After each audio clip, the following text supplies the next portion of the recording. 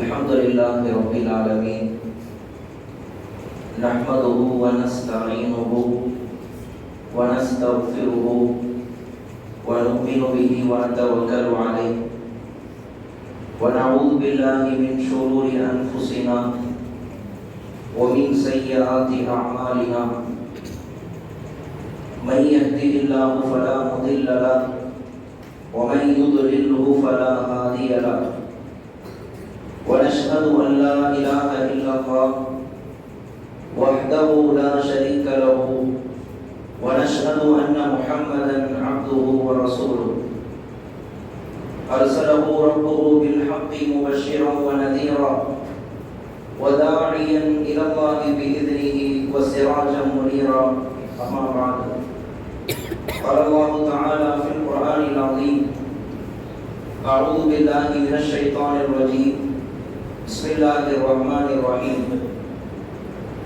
إن في خلق السماوات والأرض واختلاف الليل والنهار لآيات لأولي الألباب وقال رسول الله صلى الله عليه وسلم إنما الأعمال بالنيات وإنما لكل امرئ ما نوى فمن كانت هجرته إلى الله ورسوله فهجرته إلى الله ورسوله أو كما قال صلى الله عليه وسلم நம்மை எல்லாம் முஸ்லிம்களாகவும் முஃமின்களாகவும் படைத்து பரிபாலிக்கக்கூடிய ஏக வல்லவனாம் அல்லாஹ்விற்கு கோடான கோடி புகழ்.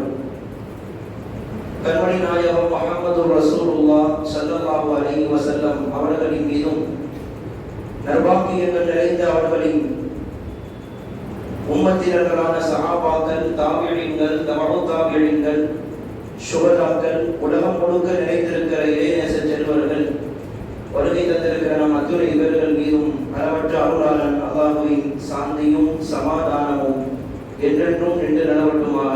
ஆமீன். அன்பிற்கினிய அல்லாஹ்வின் நல்லடியார்களே, அல்லாஹ்வின் பேரருளால் ஹிஜ்ரி 1446 கடந்து ஹிஜ்ரி 1447 ஆண்டில் முதல் மாசமான முஹர்ரம் மாதத்தினுடைய முதல் நாள் முதல் ஜும்மாவிலே நாம் எல்லாம் ஒன்றுபட்டிருக்கிறோம்.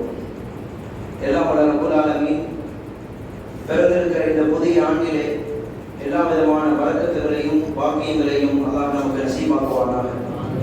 சென்ற ஆண்டிலே நாம் செய்த எல்லா பாவங்களையும் பெரும் பாவங்களையும் அல்லாஹ் மன்னிப்பானாக. நீ வரக்கூடிய ஆண்டிலே அதிகமாக நன்மைகள் செய்வதற்குண்டான வாய்ப்பையும் ஆரோக்கியத்தையும் அல்லாஹ் தருவானாக. ஆமீன். அன்புக்குரியவர்களே, நபி ஸல்லல்லாஹு அலைஹி வஸல்லம் அவர்களும் சஹாபாக்களும் அன்றைக்கு மக்காவிலிருந்து மதீனாவிற்கு புலம்பெயர்ந்தார்களே, அந்த ஹிஜ்ரத்தை அடிப்படையாக வைத்துத்தான் இந்த இஸ்லாமிய ஹிஜ்ரி ஆண்டு துவங்கப்பட்டது என்பதை எல்லாம் நாம் அறிவோம். அந்த அடிப்படையிலே இந்த ஹிஜ்ரத்தின் மூலியமாக நாம் பெற வேண்டிய பாடம் என்ன, இந்த ஹிஜ்ரத்தின் இந்த ஹிஜ்ரத் நமக்கு சொல்லக்கூடிய படிப்பினை என்ன என்பதை எல்லாம் இந்த ஜும்மாவிலே நாம் யோசிக்க கடமைப்பட்டிருக்கிறோம். பாருங்கள், நபி ஸல்லல்லாஹு அலைஹி வஸல்லம் அவர்கள் 1400 வருடங்களுக்கு முன்னால் சஹாபாக்களும் பெருமானாரும் ஹிஜ்ரத் பயணம் மேற்கொண்டார்கள். இந்த இஸ்லாமிய ஹிஜ்ரி ஆண்டு என்பது பெருமானார் சென்று அந்த ஹிஜ்ரத்தை முன்வைத்துத்தான், அதை அடிப்படையாக வைத்துத்தான் இந்த ஹிஜ்ரி ஆண்டு துவங்கப்பட்டது. இந்த ஹிஜ்ரி ஆண்டு என்பது முஸ்லிம்களுடைய வாழ்க்கையிலே எல்லா விஷயங்களுக்கும் எல்லா தருணங்களுக்கும் மிக முக்கியமான ஒன்றாக இருக்கிறது. நம்முடைய மார்க்கத்தினுடைய சட்ட திட்டங்களில் இருந்து, நம்முடைய மார்க்கத்தின் முக்கியமான விஷயங்களில் இருந்து எல்லா விஷயங்களுக்கும் நாம் அந்த ஹிஜ்ரியை கணக்கிட்டுத்தான் பார்த்து கொண்டிருக்கிறோம். கணவனால் தலாக்கு விடப்பட்ட ஒரு பெண் இத்தா இருக்கக்கூடிய காலமாகட்டும், அல்லது கணவன் மரணித்த பெண் இத்தா இருக்கக்கூடிய காலமாகட்டும், ரமதான் மாத நோன்பை நாம் நோற்பதற்கான காலமாகட்டும், அல்லது ஜகாத்தை கொடுப்பதற்கு ஒரு நாளை தேர்வு செய்வோமே, ஒரு வருடம் பூர்த்தியாகுமே, அந்த ஒரு நாளை தேர்வு செய்வதற்கும் இந்த ஹிஜ்ரியை தான் நாம் பார்த்து கொண்டிருக்கிறோம். இப்போ மார்க்கத்திலே எல்லா விஷயங்களுமே இந்த ஹிஜ்ரியை அடிப்படையாக வைத்துத்தான் அமைக்கப்பட்டிருக்கிறது. ஆனால் இன்றைக்கு சமூகத்திலே எப்படி மாறி போயிருக்கிறது என்றால், எல்லோருமே எல்லா விஷயங்களுக்குமே ஆங்கில ஆடையை தான் நாம் பார்த்து கொண்டிருக்கிறோம். ஆங்கில ஆடை தான் மிக முக்கியமாக கருதி கொண்டிருக்கிறோம். ஒரு வீட்டிலே திருமணத்திற்காக நாள் குறிப்பதிலிருந்து நம்முடைய வயதை கணக்கிடுவது வரைக்கும் எல்லா விஷயத்திற்குமே டேட் ஆஃப் பர்த் எல்லாமே இந்த ஆங்கில ஆண்டையை நமக்கு பார்த்து கொண்டிருக்கிறோம். எந்த அளவுக்குன்னு சொன்னா, இந்த ஜனவரி டு டிசம்பர் ஒருத்தர் தூக்கத்துல எழுப்பி விட்டு தட்டி எழுப்பி 12 மாசத்தினுடைய பெயரை சொன்னா வரிசையை சொல்லி தூக்கத்துல முடிச்சுவார்.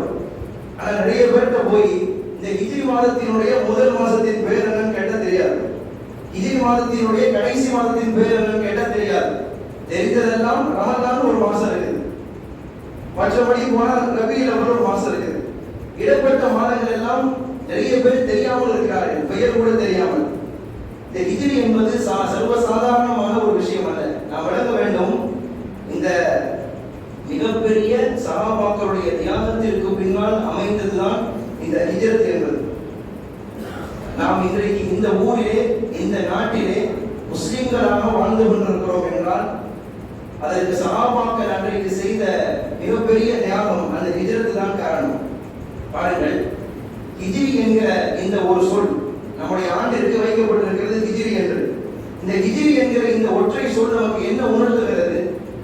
1400 வருடங்களுக்கு முன்னால் பெருமானாரும் சஹாபாக்களும் செய்த அந்த தியாகத்தை, அந்த ஹிஜ்ரத்தை நினைத்து பார்த்து நீ வருடம் முழுக்க அந்த தியாகத்தோடு அந்த தியாக உணர்வோடு வாழ வேண்டும் என்பதை இந்த ஹிஜ்ரத் என்கிற பெயர் மூலியமாக நமக்கு உணர்த்துகிறது. அதாவது ஹிஜ்ரத் என்பது மிகப்பெரிய தியாக வரலாறு. அதை ஒரு ஜும்மாவில் சொல்லி முடிக்கிற அளவுக்குலாம் முடியாது. நான் இந்த ஜும்மாவிலே லேசாக தொட்டு வைப்பேன். அங்கங்க ஹிஜ்ரத்திலே என்னென்ன சஹாபாக்கள் தியாகம் செய்தார்கள் என்பதை நான் தொட்டு வைத்து நிறைவு செய்வேன். ஹிஜ்ரத் என்பது மிகப்பெரிய தியாக வரலாறு. ஹிஜ்ரத் என்பது சொகுசு பயணம் அல்ல. சர்வசாதாரணமாக மக்காவிலிருந்து மதீனாவிற்கு நடந்து போனார்கள் என்றெல்லாம் நாம் எண்ணிவிட முடியாது. பாருங்கள், பெருமானார் ஸல்லல்லாஹு அலைஹி வஸல்லம் அவர்களுக்கு நுபுவத் கொடுக்கப்பட்ட பிறகு, நபித்துவம் கொடுக்கப்பட்ட பிறகு இஸ்லாத்தினுடைய ஆரம்ப கால நிலை எப்படி இருந்தது என்றால், தான் முஸ்லிம், நான் இஸ்லாத்தை ஏற்றிருக்கிறேன் என்று தெளிவாக வெளியே சொல்ல முடியாது. அப்படிப்பட்ட ஒரு நிலை இருந்தது. நான் ஈமான் கொண்டிருக்கிறேன் என்று தான் ஏற்றிருக்கிற ஈமானை ஒருவர் வெளியே சொன்னால் காஃபிர்களால் அவர் கடுமையாக தாக்கப்படுவார். அப்படிப்பட்ட ஒரு நிலை இருந்தது. எனவேதான் ஸல்லல்லாஹு அலைஹி வஸல்லம் சஹாபாக்களை அழைத்து சொன்னார்கள், தோழர்களே, எந்த இடத்திற்கு சென்றாவது உங்களுடைய ஈமானை நீங்கள் பாதுகாத்துக் கொள்ளுங்கள். எங்கேயாவது சென்று உங்களுடைய ஈமானுக்கு பாதுகாத்துக் கொள்ளுங்கள். எங்கேயாவது போயிருங்க, அப்போதுதான் உங்களுடைய ஈமானுக்கு பாதுகாப்பு. இப்ப அப்படியான ஒரு பாதுகாப்பான ஒரு இடத்தை சஹாபாக்கள் தேடிக்கொண்டிருக்கிறார்கள். எங்க போகலாம் என்றார்கள். அந்த நேரத்திலே தான் சஹாபாக்களுக்கும் பெருமானாருக்கும் என்ன ஒரு ஆசை, என்ன ஒரு எண்ணம் என்றால், நம்ம மக்காவை விட்டு ரொம்ப தூரத்துல போயிட முடியாது. மக்காவுடைய இருந்தா காஃபிர்களுடைய தொல்லை தாங்க முடியல, ஈமானை விட சொல்றாங்க, இல்லைன்னா கடுமையாக தொல்லை கொடுக்குறாங்க. ஒண்ணு மக்காவை விட்டு வெளியே போகணும். இவங்களுக்கு என்ன ஆசை, மக்காவை விட்டு ரொம்ப தூரமாக நாம் போயிடக்கூடாது. ஏன்னா சொந்த ஊர் இல்லையா, சொந்த ஊரை விட்டு போறதுக்கு யாருக்கும் மனசு வராது. அப்போ மக்காவை சுற்றி உள்ள பகுதியில ஏதாவது ஒரு இடத்துல போய் நம்ம உயிரை, ஈமானை பாதுகாத்துக் கொள்ளலாம் அப்படிங்கிற ஒரு எண்ணம் இருக்கிறது. அதனால்தான் ஸல்லல்லாஹு அலைஹி வஸல்லம் மக்காவிற்கு பக்கத்தில் இருக்கிற தாயிஃபை தேர்ந்தெடுத்தார்கள். முதல்ல தாயிஃப்ல போய் அந்த மக்கள்கிட்ட ஈமானை, இஸ்லாத்தை பற்றி எடுத்து சொல்லி அங்கே நாம் பெறலாம். ஸல்லல்லாஹு அலைஹி வஸல்லம் போனார்கள், அந்த மக்களிடத்தில் ஈமானை எடுத்து சொன்னார்கள். ஆனால் தாயிஃபில் நடந்த விஷயம் வேறு.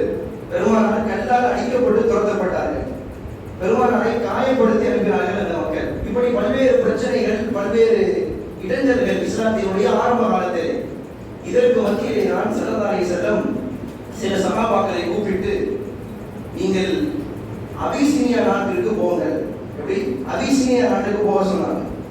அபிசீனியா நாட்டினுடைய மன்னர் கொஞ்சம் நேர்மையானவர், கொஞ்சம் நல்ல மனிதர், அவ்வளவு சீக்கிரமாக யாருக்கும் துரோகம், அநீதம் செய்ய மாட்டார் என்று பெருமானாருக்கு தெரியும். ஸல்லல்லாஹு அலைஹி வஸல்லம் கூப்பிட்டு அபிசீனியாவுக்கு போக சொன்னாங்க. அந்த சஹாபாக்களில் சில பேர் அபிசீனியா நாட்டுக்கு போனாங்க. போய் அந்த மன்னரை சந்திக்கிற போது அந்த மன்னர், சுருக்கமாக சொல்லுங்க, நீண்ட வரலாறு, அந்த மன்னர் அந்த மக்களுக்கு பாதுகாப்பு கொடுத்தார், அடைக்கலம் கொடுத்தார். நீங்கள் என்னுடைய ஆட்சிக்கு உட்பட்ட இந்த அபிசீனியாவிலே எவ்வளவு நாள் வேணாலும் தங்கலாம் என்று அனுமதி கொடுத்தார். இதற்காக வேண்டி வரலாற்று எழுதுறாங்க. ஸல்லல்லாஹு அலைஹி வஸல்லம் அந்த அபிசீனியா நாட்டு மன்னர் மரணித்த போது பெருமானார் மதீனாவில் இருக்கிற போது காயிப ஜனாஸா கொண்டு வச்சாங்க. அந்த மன்னருக்காக வேண்டி, இந்த உபகாரத்திற்காக வரலாற்று எழுதுகிறாரு. இப்ப அபிசீனியாவில் போய் சஹாபாக்கள் பாதுகாப்பாக இருந்தாலும் கூட, பாதுகாப்பான ஒரு நிலை இருக்கிறது, இருந்தாலும் ஒரு திருப்தி இல்லை. அபிசீனியாவில் இருக்கிற போது ஒரு விதமான நிம்மதி இல்லை. எனவே சஹாபாக்கள் வேற இடத்திற்கு எங்கேயாவது போகலாம் என்கிற எண்ணத்தில் இருக்கிறார்கள். இந்த நேரத்திலே தான் மதீனாவிலிருந்து, இதுவரைக்கும் மதீனாவுக்கும் மக்காவுக்கும் எந்த தொடர்பும் இல்லை, மதீனாவிலிருந்து சில நபர்கள் ஹஜ் செய்வதற்காக மக்காவுக்கு வர்றாங்க. ஹஜ் என்றால் அறியாமை காலத்தில் இருந்த ஹஜ். ஏன்னா இஸ்லாம் வரல, இன்னும் பரவாயில்ல இல்லையா, இஸ்லாம் வர்றதுக்கு முன்னாடி உள்ள அந்த அறியாமை காலத்தில் உள்ள ஹஜ். அந்த பழக்கத்துல மதீனாவில் இருந்து சில பேர் மக்காவுக்கு வர்றாங்க. வந்து மினாவிலே ஒன்று கூடியிருக்கிறார்கள். இப்போ நம்ம அரபாவில் எப்படி எல்லோரும் ஒன்று கூடுவோமோ அது மாதிரி மினாவில் ஒவ்வொரு கோத்திரத்தாரர்களுடைய தலைவர்களும் எல்லா மக்களும், மக்காவை சுற்றியுள்ள ஊர் மக்கள், அதே போல மதீனாவிலிருந்து வந்தவர்கள் எல்லாரும் மினாவில் ஒன்று கூடியிருக்கிறார்கள். இந்த நேரத்தை நாம் பயன்படுத்த வேண்டும் என்று ஸல்லல்லாஹு அலைஹி வஸல்லம் நினைத்து எல்லாரும் ஒன்று கூடியிருக்கிறப்போ போய் இஸ்லாத்தை எத்தி வைக்கிறார்கள். எல்லாருக்கும் சத்தமாக, மக்களே, அல்லாஹ் ஒருவன் தான், இறைவன் அல்லாஹ் மட்டும்தான், அவனுக்கு இணை வைக்க கூடாது என்றெல்லாம் இஸ்லாத்தை எத்தி வைக்கிற போது அதை யாரும் செவிப்படுத்தவில்லை. மதீனா வாசிகள் வந்திருக்கிறார்கள், சில பேர் அதை செவிப்படுத்தினார்கள். அதை கேட்டு ரசூலுல்லாஹ் கிட்டக்க வந்து, முஹம்மதே, நீங்க என்ன சொல்லிக் கொண்டிருக்கிறீர்கள், கொஞ்சம் தெளிவாக சொல்லுங்க, என்ன சொல்றீங்க? ஸல்லல்லாஹு அலைஹி வஸல்லம் சொன்னார்கள், ஏக இறைவன் அல்லாஹ் மட்டும்தான், வணங்கப்படக்கூடியவன் அல்லாஹ் மட்டும்தான், அல்லாஹ்வை தவிர வேறு யாரையும் வணங்கக்கூடாது, அல்லாஹ்விற்கு இணையாக எதையும் வைக்கக்கூடாது, நான் அல்லாஹ்வால் அனுப்பப்பட்ட நபியாக தூதராக இருக்கிறேன் என்று ஸல்லல்லாஹு அலைஹி வஸல்லம் தெளிவாக இஸ்லாத்தை பற்றி சொன்னார்கள். அந்த மதீனாவாசிகளுடைய உள்ளத்தே வரலாற்றில் வர்றாங்க, வந்தது ஒரு 6 பேர் என்று எழுதுகிறார்கள். வந்தது ஒரு 6 பேர் தான். இந்த 6 பேருடைய உள்ளத்திலேயும் ஈமானை ஏற்க வேண்டும் என்கிற ஒரு உணர்வை அல்லாஹ் போடுகிறான். பிறகு அங்கேயே ஸல்லல்லாஹு அலைஹி வஸல்லத்தின் கரம் பிடித்து இஸ்லாத்தை ஏற்கிறார்கள். இஸ்லாத்தை ஏற்றதற்கு பின்னால அந்த மக்கள் கேட்கிறாங்க, யா ரசூலல்லாஹ், நாங்கள் வந்த வேலை முடிந்து விட்டது, இப்போது எங்களுடைய ஊரான மதீனாவிற்கு நாங்கள் போக இருக்கிறோம், மதீனாவிற்கு புறப்பட இருக்கிறோம். எனவே இந்த மார்க்கத்தை, இந்த தீனை பற்றி நாங்கள் முழுமையாக கற்க வேண்டும். எனவே உங்களுடைய தோழர்களில் யாராவது ஒருவரை எங்கள் கூட அனுப்பி வையுங்கள் என்று கேட்கிறாங்க. ஸல்லல்லாஹு அலைஹி வஸல்லம் சரி, முஸ்அப் இப்னு உமைர் ரலியல்லாஹு அன்ஹு கூப்பிட்டு, இவர் முஹாஜிர், மக்காவில் உள்ளவர், முஸ்அப் இப்னு உமைர் ரலியல்லாஹு அன்ஹு கூப்பிட்டு மதீனாவாசிகளோடு அனுப்புறாங்க. எல்லாரும் சேர்ந்து புறப்படுகிற போது அந்த மக்கள் மதீனாவாசிகள் மீண்டும் வந்து ரசூலுல்லாஹ் கேட்கிறாங்க, யா ரசூலல்லாஹ், உங்கள் ஊரான இந்த மக்காவிலே இவ்வளவு நாளாக நீங்கள் ஈமானை பற்றி சொல்லிக் கொண்டிருக்கிறீர்கள், ஆனால் உங்கள் பேச்சை யாரும் கேட்பதாக தெரியல, உங்கள் பேச்சை யாரும் கேட்டு உங்களை நபியாக இருக்கிற மாதிரி தெரியல, நீங்கள் மதீனாவிற்கு வந்து விடுங்கள், எங்கள் ஊர் மக்கள் நல்ல மக்கள், மதீனாவாசிகள் உங்கள் பேச்சை கேட்பார்கள், இஸ்லாத்தை ஏற்றுக்கொள்வார்கள், வாங்கள் என்று அந்த மக்கள் அழைக்கிறார்கள். ஸல்லல்லாஹு அலைஹி வஸல்லம் சொன்னார்கள், ஒரு நபி எந்த ஊருக்கு நபியாக அனுப்பப்பட்டிருக்கிறாரோ, ஒரு நபியை அல்லாஹ் எந்த ஊருக்கு அனுப்பியிருக்கிறானோ, அல்லாஹ்வுடைய உத்தரவு வராமல் ஒரு நபி அந்த ஊரை விட்டு வரமாட்டார். எனவே நீங்கள் மதீனாவிற்கு போங்கள், நான் அல்லாஹ்வுடைய உத்தரவு வந்ததற்கு பின்னால் வருகிறேன் என்று சொல்லி ஸல்லல்லாஹு அலைஹி வஸல்லம் அந்த மக்களை அனுப்பி வைக்கிறார்கள். இப்படியே சில காலங்கள் கழிகிறது. அபிசீனியாவுடைய நாட்டம் முடிஞ்சு அடுத்து மதீனாவுக்கு வந்த மக்களும் போயிட்டாங்க. சில காலங்கள் கழிய காஃபிர்களுடைய தொல்லை ரொம்ப அதிகமாச்சு. இருக்கிற இஸ்லாத்தை ஏற்றவங்களை ரொம்ப அதிகமாக தொல்லை கொடுத்தாங்க. ரொம்ப அதிகமான தொல்லை, அதிகமான சிரமம். ஸல்லல்லாஹு அலைஹி வஸல்லம் பார்த்தாங்க, அல்லாஹ் ஒரு கட்டத்திலே பெருமானாருக்கு உத்தரவு போடுகிறான், நபியே, மதீனாவிற்கு ஹிஜ்ரத் செய்யுங்கள், மக்காவிலிருந்து மதீனாவிற்கு ஹிஜ்ரத் செய்யுங்கள், அல்லாஹ்வுடைய உத்தரவு வருது.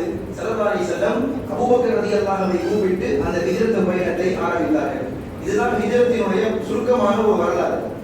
இந்த ஹிஜ்ரத் பயணம் என்பது அவ்வளவு ஒரு கடினமான, ரொம்ப கஷ்டமான, பல்வேறு நெருக்கடிகள், துயரங்களுக்கு பின்னால் அமைந்ததுதான் இந்த ஹிஜ்ரத் என்கிற வரலாறு. ஆரம்பத்தில் ஸல்லல்லாஹு அலைஹி வஸல்லம் ஹிஜ்ரத்துக்கு கடைசியாக போனாங்க. முதல்ல இஸ்லாத்தை இருக்கிற சஹாபாக்கள் எல்லாம் கொஞ்சம் கொஞ்சமா எப்படி போனாங்கன்னு சொன்னா, மறைஞ்சு இரவு நேரத்துல, ஏன்னா மக்கத்தில் உள்ள காஃபிர்களுக்கு மதீனாவுக்கு போறது தெரிஞ்சுட்டா பிடிச்சு தடுத்து நிறுத்துவாங்க, போக விட மாட்டாங்க. அதனால சஹாபாக்கள் மறைஞ்சு கொஞ்சம் பேரா தனித்தனியா அப்படி இரவு நேரத்துல கிளம்பினாங்க, மக்காவுக்கு மதீனாவுக்கு போனாங்க. ஒவ்வொரு சஹாபாக்களும் போகிற போது பல்வேறு துயரங்கள் பாருங்கள். கொஞ்சம் பேரா மதீனாவிற்கு போய் கொண்டிருக்கிறார்கள். இப்படி கொஞ்சம் பேரா போறது மக்காவாசிகளுக்கு தெரிஞ்சிருச்சு, மக்கத்து காஃபிர்களுக்கு தெரிய வருது. என்ன செஞ்சாங்க, மீதம் இருக்கிற முஸ்லிம்களை எல்லாம் தடுத்து வைத்து விட்டார்கள். இப்படி போக முடியாமல் மக்காவிலேயும் வாழ முடியல, மதீனாவிற்கும் போக முடியல. எதுக்குமே வழி இல்லாமல் சஹாபாக்கள் அதுல ஒரு சிரமப்பட்டாங்க. அதுல சிரமப்பட்டவங்க தான் ஒரு தம்பதியினர்கள், இஸ்லாத்தை ஆர்வத்தில் ஏற்ற ஒரு கணவன் மனைவி, அபூ சலமா ரலியல்லாஹு, உம்மு சலமா ரலியல்லாஹு அன்ஹா. இந்த ரெண்டு பேரும் கணவன் மனைவி ஆரம்பத்திலே இஸ்லாத்தை ஏற்றுக்கொள்கிறார்கள். இப்போ பாதி சஹாபாக்கள் ஹிஜ்ரத்துக்கு போயிட்டாங்க. இந்த கணவன் மனைவி ஹிஜ்ரத்துக்கு போகாமல் பின்னாடி செல்லலாம் என்று இருக்கிறார்கள். இப்ப கணவர் அபூ சலமா என்ன நினைக்கிறார், நம்ம மனைவியோடு குடும்பத்தோடு சேர்ந்து மதீனாவுக்கு போயிடலாம், அங்க போய் நம்முடைய ஈமானை பாதுகாத்துக்கலாம் என்று நினைத்து மனைவி, பெற்றெடுத்த குழந்தைகள் எல்லாத்தையும் தூக்கிட்டு மதீனா ஹிஜ்ரத்துக்கு புறப்பட இருக்கிறார். அந்த நேரம் பார்த்து மனைவியினுடைய குடும்பத்தார்கள் வந்துட்டாங்க, அந்த ஸ்பாட்டுக்கு வந்துட்டாங்க. உம்மு சலமாவுடைய குடும்பத்தார்கள், அவங்க இஸ்லாத்தை ஏற்கல, வந்து அபூ சலமாவை மிரட்டுகிறார்கள். எங்கள் வீட்டு பெண்ணை எப்படி நீங்கள் அழைத்து செல்லலாம், எங்கள் வீட்டு பெண்ணை மதீனாவிற்கு எல்லாம் அழைத்து செல்லக்கூடாது என்று சொல்லி மனைவியை பிடித்து இழுத்தார்கள். பெற்றெடுத்த குழந்தைகளை எடுத்தார்கள், கொண்டு போய் அவங்க வீட்டுக்கு கொண்டு போயிட்டாங்க. மனைவியை பிரிந்தார், பெற்றெடுத்த குழந்தைகளை பிரிந்தார், வீடு வாசல்கள் எல்லாத்தையும் போட்டுட்டு அபூ சலமா ரலியல்லாஹு தன்னந்தனியாக மதீனாவிற்கு ஹிஜ்ரத் சென்றார். பல்வேறு கஷ்டங்களுக்கு பின்னால் போய் மதீனாவை நுழைந்தார். சரியாக ஒரு வருடம் கழியுது. ஒரு வருடம் மனைவியை பிரிந்து பிள்ளைகளை பிரிஞ்சு மதீனாவில் இருக்கிறார். யாருக்கு மனசு வரும்? சஹாபாக்கள் செய்தார். இதெல்லாம் ஒரு தியாகம். யாருக்கு இந்த மனசு வராது? அந்த நேரத்தில் அந்த இடத்துல இருந்தாலும் நமக்கு புரிய வரும் இந்த மாதிரி தியாகங்கள் எல்லாம். பாருங்க, ஒரு வருடம் கழியுது. மக்காவிலே மனைவி உம்மு சலமா ரலியல்லாஹு அன்ஹா இருக்கிறாங்க. பார்த்தாங்க, ஒரு வருஷம் ஆயிடுச்சு கணவர் போய், நம்ம எப்படியாவது மதீனாவிற்கு போயிடணும் என்று நினைத்து மக்காவிலே மக்களுக்கு காஃபிர்களுக்கு தெரியாம ஒரு இரவு நேரமாக இருந்து தன்னந்தனியாக ஒரு பெண் குழந்தைகளை தூக்கி கொண்டு மதீனாவிற்கு ஹிஜ்ரத் துவங்குது. எப்படியோ மக்காவை விட்டு தப்பித்து மதீனாவை நோக்கி போய் கொண்டிருக்கிறது. போகிற வழியில தன்ஈம் அப்படின்னு ஒரு இடம் இருக்குது. பொதுவாக தொடர்ந்து போக மாட்டாங்க இல்லையா, குழந்தைகள் இருக்கிறாங்க, அந்த ஒரே ஒரு பெண்மணி தனியாக இருக்குது. தன்ஈம் என்கிற இடத்துல போகிற வழியில லேசா தங்குது. நம்ம கொஞ்சம் ரெஸ்ட் எடுக்கிறதுக்காக, கொஞ்சம் ஓய்வு எடுக்கிறதுக்காக தங்குது. அந்த வழியாக உஸ்மான் இப்னு அபீ தல்ஹா என்கிற ஒரு சஹாபி வர்றாரு. அவர் யாருன்னு சொன்னா, அப்ப அந்த சமயத்துல இஸ்லாத்தை ஏற்கல, பின்னால் காலத்துல இஸ்லாத்தை ஏற்றாரு. அப்ப அந்த சமயத்துல இஸ்லாத்தை ஏற்கல. இவர் அந்த இடத்துக்கு வர்றப்ப இவர் பார்க்கிறாரு, என்னமா ஒரு பெண்ணாக இருக்கிற கை குழந்தைகளை வச்சிருக்கிறீங்க, தனியாக அப்படி உட்கார்ந்து இருக்கிறீங்க, என்ன செய்தி, எங்க போகல? அந்த அம்மா சொன்னச்சு, நான் மக்காவிலிருந்து மதீனாவிற்கு ஹிஜ்ரத் போய் கொண்டிருக்கிறேன். என்னுடைய ஈமானுக்காக, என்னுடைய கணவரை பார்ப்பதற்காக நான் மதீனாவிற்கு போய் கொண்டிருக்கிறேன் என்று சொன்னது. அவர் சொன்னாரு, இப்படி தனியாக போக வேணாம், நான் உன் கூட வருகிறேன், மதீனாவிலே வந்து உன்னை விட்டு விட்டு வருகிறேன், உனக்கு துணையாக வருகிறேன் என்று சொல்லி அவரும் துணைக்கு வர்றார். இஸ்லாத்தை ஏற்க ஒரு நல்ல மனிதர். அவரை பத்தி உம்மு சலமா ரலியல்லாஹு சொல்றாங்க, அவரை போன்ற ஒரு நல்ல சாலிமான மனிதரை உலகத்தில் நான் பார்த்ததில்லை. உம்மு சலமா ரலியல்லாஹு கொஞ்சம் தோற்றத்துல அழகா இருப்பாங்க, ஒரு சிறு வயது பெண்மணி. அவங்க சொல்றாங்க, நான் இந்த பயணம் முழுக்க, நான் மதீனாவிலே போய் என்னை விடுவது வரைக்கும் அந்த உஸ்மான் இப்னு அபீ தல்ஹா என் கூட வந்தவர் ஏறட்டு எடுத்து கூட என்னை பார்க்கவில்லை. அந்த பயணம் முழுக்க ஒரு வார்த்தை கூட என்னை பார்க்கவில்லை, ஒரு பார்வை கூட என்னை பார்க்கவில்லை என்று உம்மு சலமாவே சொல்றாங்க. அவ்வளவு சாலிஹான அவர்களை விழுந்திருக்கிறார்கள். அந்த சஹாபி பின்னால் காலத்தில் இஸ்லாத்தை ஏற்றுட்டார். போய் மதீனாவில் இருக்கிறாங்க. மதீனாவுக்கு முன்னால மஸ்ஜிதுல் குபா என்ற ஒரு இடம் இருக்கும், போனவர்களுக்கு தெரியும். மஸ்ஜிதுல் குபா அந்த இடத்துல போனதுமே சொல்லப்படுது அந்த உம்மு சலமாவுக்கு, உன்னுடைய கணவரும் மக்காவில் இருந்து வந்த முஸ்லிம்கள் எல்லாம் இந்த இடத்திலே தான் இருக்கிறார்கள், போய் உங்களுடைய கணவரை சந்தியுங்கள் என்று சொன்னதற்கு பின்னால் ஒரு வருடம் கழித்த பிறகு பிள்ளைகளை கூட்டிக் கொண்டு கணவரை போய் அந்த அம்மா சந்திச்சு. எவ்வளவு பெரிய தியாகம் பாருங்கள், அவர் எவ்வளவு தியாகம் செய்திருப்பார். நம்ம தனியாக குழந்தைகளை வைத்துக் கொண்டு எவ்வளவு தியாகம். இதெல்லாம் ஹிஜ்ரத்திலே செய்த தியாகங்கள். இப்படி ஒவ்வொரு சஹாபாக்களும் ஒவ்வொரு விதமான கஷ்டங்கள் வரலாற்று எழுதுறாங்க. அம்ர் இப்னு ஹுன்ஃபுர் என்கிற ஒரு சஹாபி, இவரும் கொஞ்ச நாள் கழிச்சு மக்காவில இருந்து மதீனாவுக்கு ஹிஜ்ரத் புறப்படுறாரு. இவர் பெறப்பட்டு மதீனாவை நெருங்க ஜிப்ரீல் அலைஹிஸ்ஸலாம் இறங்குறாங்க. இங்க மதீனாவில் இருக்கிற ரசூலுல்லாஹ் இறங்குறாங்க. நாயகமே, உங்கள் தோழர்களில் ஒருவர் மக்காவில் இருந்து வந்து கொண்டிருக்கிறார் மதீனாவிற்கு. வருகிற வழியெல்லாம் பல்வேறு துயரங்கள், வருகிற வழியெல்லாம் பல்வேறு கஷ்டங்கள், அவ்வளவு சிரமத்துக்கு மத்தியில் வந்துகிட்டு இருக்கிறாரு. ஒரு செய்தியை சொல்லிட்டு போயிட்டாங்க. ஸல்லல்லாஹு அலைஹி வஸல்லம் இந்த சஹாபி மதீனாவுக்குள்ள வந்ததுமே சொன்னாங்க, கானல் முஹாஜிரு ஹக்கா, இவர்தான் உண்மையான முஹாஜிர், இவர்தான் உண்மையான முஹாஜிர் என்று ஸல்லல்லாஹு அலைஹி வஸல்லம் அவரை வரவேற்றார்கள். ஜிப்ரீல் அலைஹிஸ்ஸலாமை இறங்கி சொல்லக்கூடிய அளவுக்கு ஒரு சஹாபாக்கள் அந்த ஹிஜ்ரத்திலே கஷ்டங்களை அனுபவித்தார்கள். அதே போல ஷுஐப் ரலியல்லாஹு பாருங்கள், ஷுஐப் ரலியல்லாஹு மக்காவிலிருந்து கிளம்புறாங்க, மதீனாவுக்கு போறாங்க. இவர் கிளம்புறத பார்த்த இரண்டு மக்காவியர்கள் இருக்கிற காஃபிர்கள் இவர் போக விடக்கூடாது, எப்படியாவது தடுத்து நிறுத்திடணும் என்பதற்காக பின்னாலேயே ஃபாலோ பண்ணிட்டு வராங்க. கொஞ்சம் தூரம் வந்ததற்கு பின்னால் ரெண்டு பேர் வந்து சுத்தி வளைச்சிட்டாங்க. ஷுஐப் ரலியல்லாஹு சுத்தி வளைச்சு, ஷுஐப் ரலியல்லாஹு இயற்கையாகவே அம்பு எறிதலில் தேர்ச்சி பெற்றவர். அவர் இடத்தை பார்த்து அம்பு எரிஞ்சான்னு சொன்னா கரெக்டா போய் பாயும் அந்த அம்பு எறிதல தேர்ச்சி பெற்றவர். ஷுஐப் ரலியல்லாஹு என்ன செஞ்சாங்க, ஒரு மணல் மேடு, பொதுவாக அந்த பாலைவனம் என்பது கொஞ்சம் மேடு மேடா தான் இருக்கும். ஒரு மணல் மேடு ஒரு உயரமான இடத்தின் மீது ஏறி நின்று சொன்னார், என்னை மதீனாவிற்கு போக விட்டு விடுங்கள், என்னை பற்றி உங்களுக்கு நன்றாக தெரியும், நான் அம்பு எறிவதில் தேர்ச்சி பெற்றவன், நான் ஒவ்வொரு அம்பையும் எடுத்து உங்களை கொலை செய்து விடுவேன் என்று கொஞ்சம் மிரட்டி பார்க்கிறாங்க. வந்த இந்த ரெண்டு காஃபிர்களும் விடுற மாதிரி தெரியாது. என்ன கேட்கிறாங்க, நீ மக்காவிலே நிறைய சொத்துக்கள் வைத்திருக்கிறாயே, நிறைய பொருளாதாரங்கள் வைத்திருக்கிறாயே, எங்களிடத்திலே வியாபாரம் செய்துதானே அதையெல்லாம் சம்பாதித்தாய் அப்படின்னு கேட்கிறப்ப ஷுஐப் ரலியல்லாஹு சொன்னாங்க, உங்களுக்கு சொத்து தானே வேணும், இந்த இடத்துல என்னுடைய சொத்துக்கள் இருக்கிறது, மக்காவிலே இந்த இடத்திலெல்லாம் என்னுடைய வீடு வாசல்கள் இருக்கிறது, இவ்வளவு சொத்துக்கள் இருக்கிறது, எல்லாத்தையும் எடுத்துக்கொள்ளுங்கள், இதோ இந்த இஸ்லாத்திற்காக இந்த தீனுக்காக வேண்டி நான் அனைத்தையும் கொடுக்கிறேன் என்று அந்த இடத்திலே எல்லாத்தையும் தூக்கி போட்டுட்டு மதீனாவுக்கு போனார். வீடு வாசல்கள், சொத்துக்கள், இடங்கள், தோட்டங்கள் எல்லாத்தையும் கொடுத்துட்டு பெரும் மனிதராக ஒரு ஏழ்மையில் மிக்கவராக மதீனாவிற்குள்ளே நுழைந்தார். அல்லாஹ் இவருடைய விஷயத்திலே பெருமானாருக்கு ஆயத்தை இறக்கி வைத்தார். ஓ மினன்னாசி மை யஷ்ரி நஃப்ஸஹு பித்திகா மர்தாத்தில்லாஹ். நபியே நாயகமே, மனிதர்களில் சிலர் இப்படியும் இருக்கிறார்கள். மை யஷ்ரி நஃப்ஸஹு பித்திகா மர்தாத்தில்லாஹ். அல்லாஹ்வுடைய பொருத்தத்திற்காக நீங்கள் கொண்டு வந்த இந்த மார்க்கத்திற்காக தன்னையே விற்றுவிடக்கூடியவர்களும் இருக்கிறார்கள் என்று இந்த சஹாபியினுடைய விஷயத்துல அல்லாஹ் ஆயத்தை இறக்கி வச்சான். இப்படி ஒவ்வொரு சஹாபாக்களும் ஒவ்வொரு விதமான தியாகங்களுக்கு பின்னால் தான் ஹிஜ்ரத் பயணத்தை சென்று மதீனாவிற்கு போய் அடைந்தார்கள். நண்பர்களே, அந்த ஹிஜ்ரத்தை நாம் ஒவ்வொரு வருடமும் நினைத்து பார்க்க வேண்டும் என்பதற்காகத்தான் இந்த வருடங்களுக்கு ஹிஜ்ரி என்று பெயர் வைத்திருக்கிறார்கள். ஒவ்வொரு வருடமும் இந்த தியாகங்களை எண்ணி பார்க்க வேண்டும்.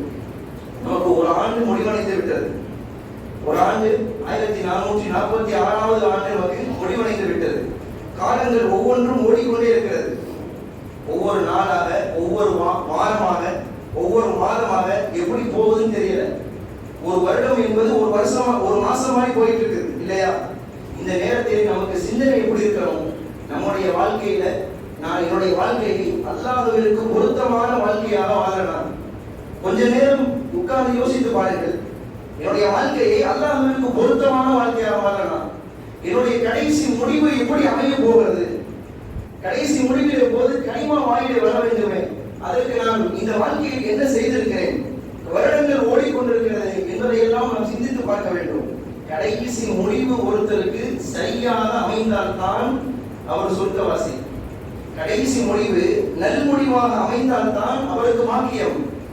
வாழ்க்கை முழுக்க நல்லா வாழ்ந்துட்டு கடைசி முடிவு வேற மாதிரி ஆயிடுச்சுன்னு சொன்னால் இந்த வாழ்ந்த வாழ்க்கையெல்லாம் வேஸ்ட் ஆயிடும். பாருங்கள், அம்ரு இப்னு சாபித் ரலியல்லாஹு அன்ஹு, இந்த சஹாபி ரொம்ப நாள் இஸ்லாத்தை ஏற்கல.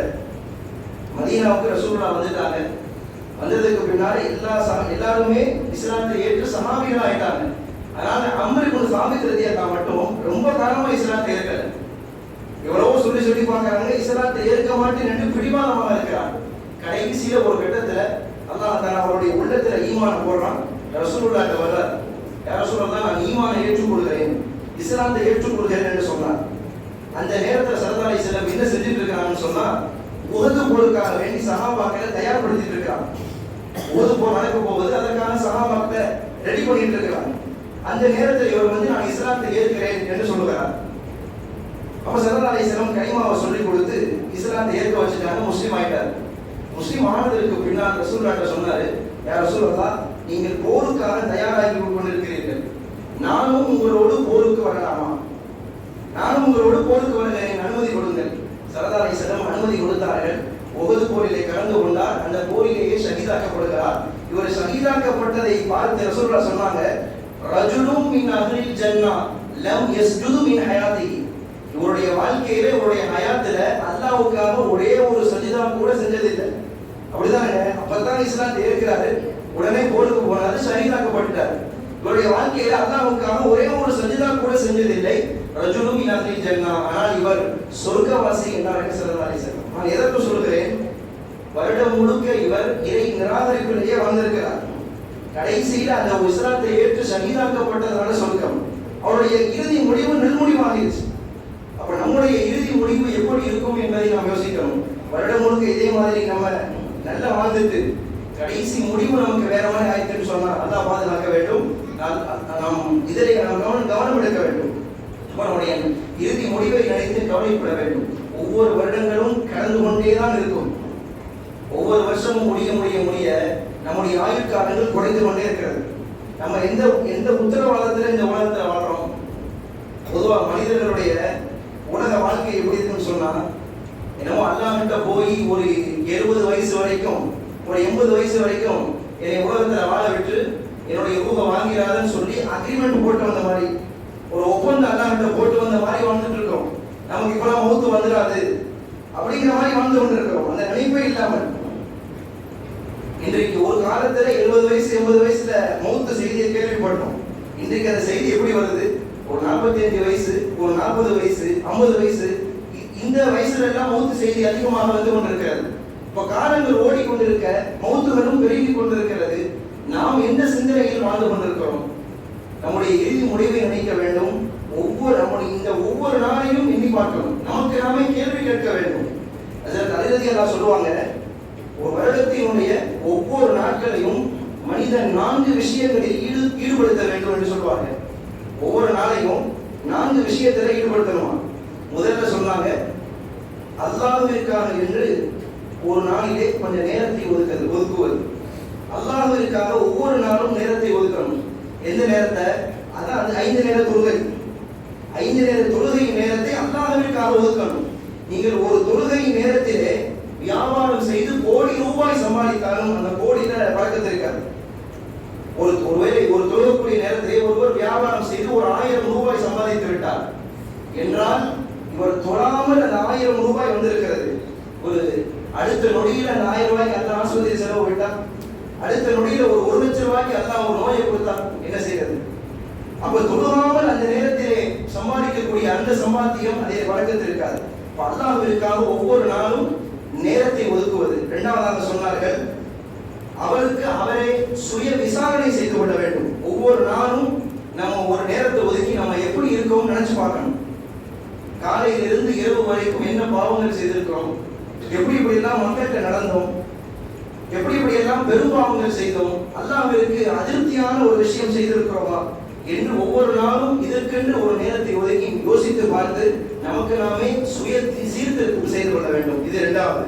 மூன்றாவதாக சொன்னார்கள், அதாவது மார்க்க விஷயங்களை, மார்க்கம் சம்பந்தப்பட்ட உபதேசங்களை கேட்பதற்காக, அதை தெரிந்து கொள்வதற்காக ஒவ்வொரு நாளும் நேரத்தை ஒதுக்கணும். எது ஹலால், எது ஹராம், மார்க்கத்தில் எது கூடும், எது கூடாது, நம் வாழ்க்கை சம்பந்தப்பட்ட விஷயங்களையாவது நாம் மார்க்கத்தை தெரிந்து கொள்ள வேண்டும். அதற்கென்று ஒவ்வொரு நாளையும் நேரத்தை ஒதுக்கணும். 3. நான்காவதாக சொன்னார்கள், தன்னுடைய சுய தேவைக்காக நேரத்தை ஒதுக்குவது. மனைவி மக்களுக்காக, உணவுக்காக, வியாபாரத்திற்காக, பொருளாதாரத்திற்காக, இதற்கெல்லாம் சுய தேவைக்காக ஒதுக்கணும். ஒவ்வொரு நாளையும் 4 விஷயங்களில் ஈடுபடுத்த வேண்டும் என்று தகுதியாக சொல்லுவார்கள். இப்ப நம்முடைய வாழ்க்கையில ஒன்றி பொருளாதாரம் மட்டுமே போய்கிட்டு இருக்குது. இந்த 4ல ஒண்ணு மட்டும் தான் சுய தேவைகளை மட்டும் கவனிக்கிறோம். மிச்சம் 3 போட்டு விட்டுறோம். வாரத்துல ஒரு நாள் ஜும்மாவுக்கு வர்றதும் கூட இந்த மார்க்க விஷயங்களை கேட்பதற்கு லேட்டா தான் வருது. ஒரு முன்னாடி 2 சம்பதம் இருக்குது, கடைசியில தான் புதுமா ஓதும் போது தான் கடைசி வரைக்கும் கூடாது. அந்த நிலைப்பாடு இருக்கக்கூடாது. நம்முடைய வாழ்க்கையில மாற்றங்கள் வரணும். எவ்வளவோ பயான்கள் கேட்கிறோம், எவ்வளவோ மார்க்க உபதேசங்களை கேட்கிறோம், ஆனால் நம்முடைய வாழ்க்கையில மாற்றங்கள் வருதா? உலமாக்கள் சொல்லுவாங்க, அதாவது 4 விஷயங்கள் மனிதனிடத்திலே இருப்பது வரைக்கும் அவரிடத்திலே எந்த மாற்றத்தையும் பார்க்க முடியாது என்று சொல்வார்கள். 4 விஷயங்கள் நம்மகிட்ட இருக்கிற வரைக்கும் நம்மகிட்ட எந்த மாற்றத்தையும் பார்க்க முடியாது. சொல்லுவாங்க, அன்அமல்லாஹு அலைக்கும் ஃபலம் தஷ்குரு, அல்லாஹ் உங்களுக்கு கொடுத்திருக்கிற அருட்கொடைகளை நீங்கள் அந்த அருட்கொடைகளுக்கு நன்றி செலுத்தாத வரை நீங்கள் உங்களிடத்தில் எந்த மாற்றத்தையும் பார்க்க முடியாது என்று சொல்வார்கள். ஒன்று. இரண்டாவது, லம் தஅமலு பிமா அலிம்தும், நீங்கள் எந்த விஷயங்களை தெரிந்திருக்கிறீர்களோ, எந்த விஷயங்கள் மார்க்கத்தில் நீங்க தெரிஞ்சு வச்சிருக்கீங்களோ அதை ஃபாலோ பண்ணாத வரைக்கும், அதை வாழ்க்கையில் எடுத்து நடக்காத வரைக்கும் உங்களிடத்திலே எந்த மாற்றத்தையும் பார்க்க முடியாது. ஒரு சின்ன விஷயம், ஒரு பள்ளிவாசலிலே நுழைகிற போது வலது காலை எடுத்து வச்சு உள்ள நுழையணும், வெளியேறுகிற போது இடது காலை எடுத்து வச்சு வெளியேறணும். இது ஒரு சின்ன சுண்ணத்து. இதை நம்ம தெரிஞ்சுக்கிட்டோம்னா வாழ்க்கையில ஃபாலோ பண்ணணும். பண்ணாத வரைக்கும் நம்ம இடத்துல எந்த மாற்றத்தையும் பார்க்க முடியாது. தண்ணீரை உட்கார்ந்து குடிக்கிறது சுண்ணத்து, நின்று குடிப்பது கூடாது. பெருமானாருடைய சுண்ணத்து உட்கார்ந்து குடிப்பது. இந்த விஷயத்தை தெரிந்து கொண்டோம், இதை ஃபாலோ பண்ற வரைக்கும் நம்மிடத்தில் எந்த மாற்றத்தையும் பார்க்க முடியாது என்று எழுதுவார்கள். அதே போல இதா அதினபுத்தும் ஃபலம் தஸ்தக்ஃபிரு, ஒவ்வொரு நாளும் பாவங்கள் செய்கிறோம், சின்ன பாவங்களோ பெரிய பாவங்களோ, நம்மை அறியாமல் கூட நிகழ்ந்து விடலாம். ஒவ்வொரு நாளும் செய்த பாவத்திற்கு இஸ்திக்ஃபார் செய்யவில்லை என்றால், பாவமன்னிப்பு தேடவில்லை என்றால் உங்களிடத்தில் எந்த மாற்றத்தையும் பார்க்க முடியாது என்று எழுதுவார்கள். அதே போல தஃபன்துமுல் அம்வால ஃபலா தஅதபிரு, ஜனாஸா ஒவ்வொரு நாளும் ஜனாஸாக்களை அடக்கம் செய்கிறோம், ஒவ்வொரு நாளும் ஜனாஸா தொழுகையை கலந்து கொள்கிறோம். அந்த ஜனாஸாவை பார்த்து மௌத்துடைய சிந்தனை உங்களுக்கு வரவில்லை என்றால், அந்த ஜனாஸாவின் மூலியமாக படிப்பினை நீங்கள் வரவில்லை என்றால் உங்களிடத்தில் எந்த மாற்றத்தையும் பார்க்க முடியாது என்று உலமாக்கள் எழுதுவார்கள். ஆக வாழ்க்கையில் மாற்றங்கள் வர வேண்டும். வருடங்கள் கடக்க கடக்க நம்ம எந்தெந்த விஷயங்கள்லாம் மாற்றுறோம், இந்த வருஷத்துல ஒரு மாதிரி இருந்திருப்போம், சரி அடுத்த வருஷத்துல கொஞ்சம் திருத்திடுவோம் என்று நமக்கு நாமே சுய தீர்த்திருத்தம் செய்ய வேண்டும். அதே போல வருடங்கள் ஓடிக்கொண்டிருக்கிறது, வாழ்க்கைகள் ஓடிக்கொண்டிருக்கிறது, ஆயுட்காலங்களும் குறைந்து கொண்டிருக்கிறது. எனவே நிரந்தரம் இல்லாத இந்த உலக வாழ்க்கையில் நாம் கவனிக்க வேண்டியது, வருடங்கள் கழிய கழிய அல்லாஹ்விடத்தில் கடந்த வருடத்திற்காக வேண்டி பாவ மன்னிப்பு தேட வேண்டும். கடந்த வருஷத்தில் என்னென்னலாம் பாவங்கள் செய்தோமோ அத்துணை பாவங்களுக்காக இந்த ஜும்மாவுடைய நாளிலே அல்லாஹ் இந்த வருடத்தை நமக்கு முதல் நாளை ஜும்மாவுடைய நாளாக கொடுத்திருக்கிறான். இந்த நன்னாளிலே கடந்த வருடத்திற்காக பாவ மன்னிப்பு தேடுங்கள். இனி வரக்கூடிய ஆண்டிலே பாவங்கள் குறைந்து அமல்கள் அதிகமாகுவதற்காக அல்லாஹ்விடத்தில் துஆ செய்யுங்கள். எல்லாம் ரப்பல் ஆலமீன் பேசியதை அமல் செய்வதற்கு அல்லாஹ் தௌஃபீக் செய்வானாக. ஆமீன். வாஹிர் தஅவானா அல்ஹம்துலில்லாஹி ரப்பில் ஆலமீன்.